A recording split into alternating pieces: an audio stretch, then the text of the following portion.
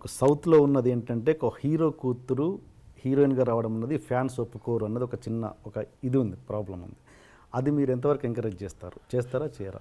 Fans ఒప్పుకోకపోతే ఆ అమ్మాయికి ఫస్ట్ పిక్చర్కి అవార్డులు వచ్చినాయి, శభాష్ అనిపించుకున్నది. అట్లా ఏమీ లేదు. హీరో కూతురు అంటే హీరో చాలా గొప్పవాడా? ప్రజల్లో నుంచి వచ్చినట్టుగా. హీరో కొడుకులను ఎంకరేజ్ చేస్తారు, హీరో కూతురులను అంత ఎంకరేజ్ చేయలేదు ఫ్యాన్స్. మా విష్ణువర్ధన్ బాబును ఐపీఎస్ చదవమన్నాను. ఈజ్ ఇంజనీరింగ్లో first class student, national player ఆడాడు బాస్కెట్బాల్. విష్ణు తెలియదు, గొప్పలు చెప్పుకొని నేను. విష్ణు నేషనల్ ప్లేయర్గా ఆడాడు బాస్కెట్బాల్, జేఎన్టీ యూనివర్సిటీలో నెంబర్ 1 స్టూడెంట్, 95 94. మనోజ్ క్రికెట్ ఆడాడు, వీళ్ళు ఆడారు. మనోజ్ని నటుడు అనుకున్నాను, విష్ణుని ఐపీఎస్ చేద్దాం మంచి ఆఫీసర్ అనుకున్నా. కానీ వాడికి నటన మీద ఇంట్రెస్ట్ ఉన్నాడు. అమ్మకు చెప్పాడు, నీ ఇష్టం నీదన్నా, అంతేగాని నా తర్వాత నా వంశంలో ఉండేవాళ్ళు ఆర్టిస్టులు అవ్వాలి అని కలలో కూడా ఊహించడా. ఓకే, ఇది కాకతాళీయం, ప్రకృతికి తెలుసు. ఓకే, మీరు మీ కూతురికి భయపడుతుంటారా? ఎవరికి? మీ కూతురు. ఓన్లీ ఆ అమ్మాయికే భయపడతా. ఏ విషయంలో? అన్ని విషయాల్లో నా మీద రాక్షసులాగా ఉంటుంది. ఒకటి ఎగ్జాంపుల్. అన్నీ ఆ అంటే ఊ అంటే కోపం ఆ పిల్లకి. నా కోపం ఆ అమ్మాయికి వచ్చింది. ఇంకెవరికి భయపడను. అంత భయపడతాను, అంత ప్రేమిస్తాను. అంటే ఒక ఎగ్జాంపుల్ చెప్పండి, దేనికి భయపడతారు? ఏదైనా 1-1000 ఉంటాయి. రోజులో 10 సార్లు మాడితే 9 సార్లు నన్ను భయపడుతుంది, విసుక్కుంటుంది. మీకు ఎంతమంది గర్ల్ ఫ్రెండ్స్ ఉన్నారు సార్? గర్ల్ ఫ్రెండ్స్ పెళ్లి కాకముందు ఉండేవాళ్ళేమో. నేను శ్రీరామచంద్రుడు అని చెప్పను,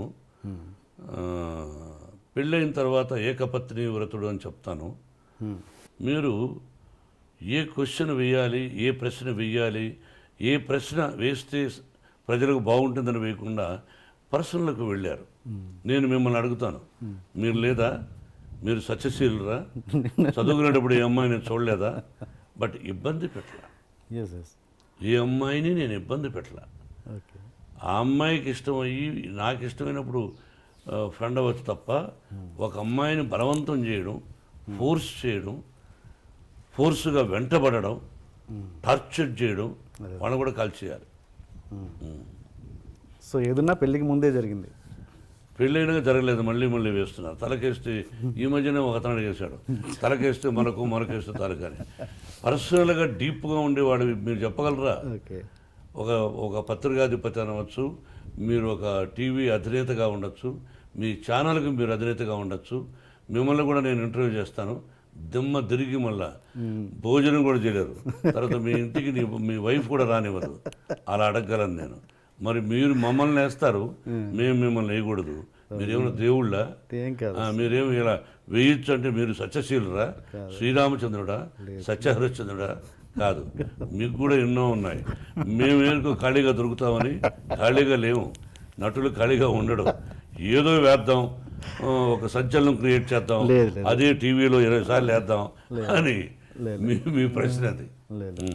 కాదండి, ఈ వయసులో ఒక విద్యాలయాలు పెట్టుకొని నేను ఒక 14,500 మంది స్టూడెంట్స్ నా బిడ్డలుగా చూస్తూ, ఈ రోజున మీరు 40, నాకు పెళ్ళి దాదాపు 30 సంవత్సరాలు అయింది. అంతకుముందు ఎప్పుడో ఎక్కడో ఏమిటో అని సంఘటన గురించి ఇప్పుడు అడగడం అన్నది అప్రస్తుతం, మర్యాద కాదు. మీరు అడిగారు, ఆన్సర్ చెప్పాను. మీరు వేయచ్చు, భయపడదలుచుకోలేదు. ఓకే, మోహన్ బాబు గారు ఇన్ని సంవత్సరాల తర్వాత ఇంత దూరం ఎందుకు ఉంటున్నారు తెలుసుకోవచ్చా? మీ అభిమానుల కోసం. శంషాబాద్ పల్లెటూరు అంటే నాకు బాగా ఇష్టం.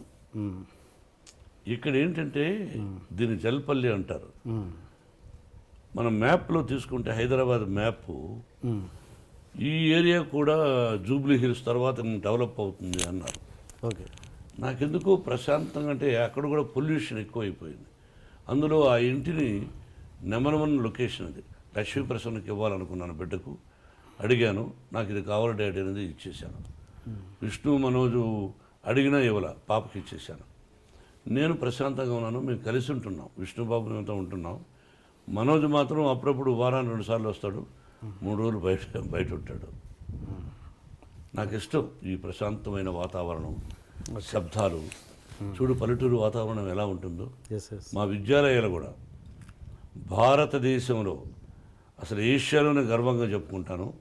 అంత గొప్ప విద్యాలయాలు, గ్రీనరీస్, బిడ్డలు, క్రమశిక్షణ, ఫుడ్డు. Yeah okay. మళ్ళీ ప్రొఫెషనల్కి వస్తే, గతంలో మీరు చిరంజీవి గారితో చాలా సినిమాలు చేశారు కాంబినేషన్లో, విలన్గా, ఇద్దరు హీరోలుగా చాలా చేశారు. విలన్గా చేశాను, ఇద్దరు హీరోలుగా కూడా చేశాను. మీరు లాస్ట్ సినిమా నాకు తెలిసినంత వరకు కొదమసింహం అనుకుంటాను, అంతేనా? దాని తర్వాత నాకు గుర్తులే. పట్టణం వచ్చిన పతివతలు చేశాం, దిల్లారంగా చేశాం, చక్రవర్తి చేశాం. దాని తర్వాత కొదమసింహం. ఏమో గుర్తులే. కొదమసింహం లాస్ట్ చివరి సినిమా. ఏదైనా ప్రత్యేకమైన కారణాలు ఉన్నాయా మీరు మళ్ళీ చేయకపోవడానికి? చిరంజీవి అడిగితే ఇప్పుడు చేస్తారు. సైరాలో చేస్తారా అడిగితే? ఎందుకు చేయను? అంతేనా? ఓకే. చేయదని ఎవరికైనా చెప్పానా? అంతేగా. అంటే ఏదైనా కారణాలు ఉన్నాయా ఆ గ్యాప్ రావడానికి అని? నిజమైన కారణాలు నాకు తెలిసి లేవు, అతనికి లేవు అని నేను అనుకుంటాను. Okay okay. మీరు ఇంతగా నన్ను ప్రశ్నిస్తుంటే ఎదిరిస్తున్నారు. బట్ మీరు పొలిటికల్గా ఉన్నప్పుడు ఏ జర్నలిస్ట్ ఎదిరించడం అంటే అప్రస్తుతంగా మాట్లాడినప్పుడు ఓకే అడగద్దంటాను. ఎదిరించడం వేరు, యా. తిరగబడడం వేరు. బట్ రెండూ చేయలేదు. ఇదే స్పీడ్ మీరు పొలిటికల్ లీడర్గా ఉన్నప్పుడు కాలేదు. జర్నలిస్టులని అంత ఎందుకు మీరు అంటే పొలిటికల్గా అంత స్ట్రాంగ్ కాదనా? అంటే మీరు మీరు రాజ్యసభ సభ్యుడిగా ఉన్నప్పుడు ఆ ఇంటర్వ్యూస్లలో ఇంత హార్ష్గా ఉన్నారా మీరు? హార్ష ఇది మీకు హార్ష్ అనిపిస్తుంది? హార్ష్ మీన్స్ మీరు ఎక్కువగా ఇంత చనువుగా ఉండేవాళ్ళు కాదు. బ్రదరు, కొంతమంది మాట్లాడే విధానాన్ని బట్టి మాట్లాడే క్వశ్చన్స్ ఏదో రఫ్ అండ్ టఫ్గా అడుగుతారు. అది వాళ్ళకి ప్రాక్టీస్ అయిపోయింది కొంతమంది రాజకీయ నాయకులకు, కొంతమంది జర్నలిస్ట్ సోదరులకి. ఎందుకంటే వాళ్ళు అడుగుతున్నది కొంతమంది రాజకీయ దొంగల్ని. ఆ కొంతమంది జర్నలిస్టు సోదరులు అవినీతి పరులైనటువంటి కొంతమంది రాజకీయ నాయకులను అడిగి ఓకే మిమ్మల్ని అందరినీ ఒకే విధంగా అడుగుతారు. నన్ను ఎవరో ఒకరి ఇబ్బంది పెట్టారు, కానీ నేనెందుకు భయపడాలి?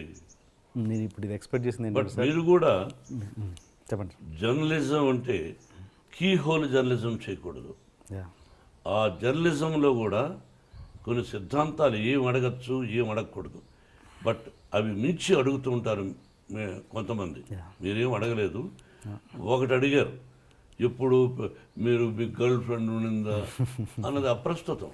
అంటే ఇలా అన్నప్పుడు ఎవరికైనా కోపం వస్తుంది. ఏం మాట్లాడుతున్నావు నువ్వు అంటారు. అవును. But anyway, welcome. ఓకే.